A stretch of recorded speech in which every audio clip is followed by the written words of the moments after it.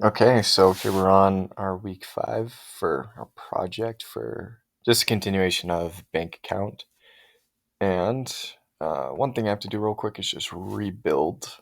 So I'm just going to rebuild the solution and just going to run through some stuff.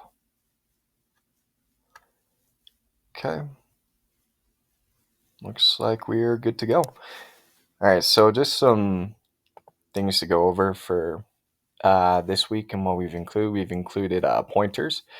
So with this is just kind of a good way to add some security and just ensure that everything is in a information-wise, everything is in a good place to be stored, and that we can uh, kind of reference those areas and then pull them up whenever we need to. So I'm just going to create a couple accounts here. And let's just make sure everything is good here. Yep, we got our two guys with our balances. And one other thing now, the new thing that we're going to add is add contact information. So for this one, we want to add contact information. Set it for Bob. So his email address, his address, enter address is, this is just the example that they gave us. So they're going to give us address. This city is going to be in there we go. New York City. He's in New York.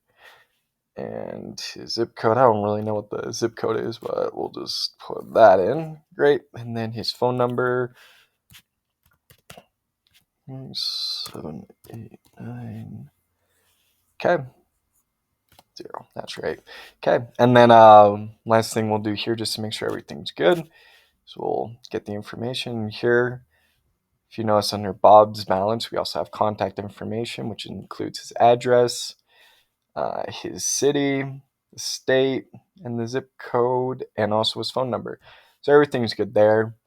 And yeah, just in conclusion, pointers are pretty important when it comes to stuff like this to add just a little more security and just to organize these programs a bit better and to have a good sense of storage and being able to use that in a lot of applications and making sure that information is all in the right place.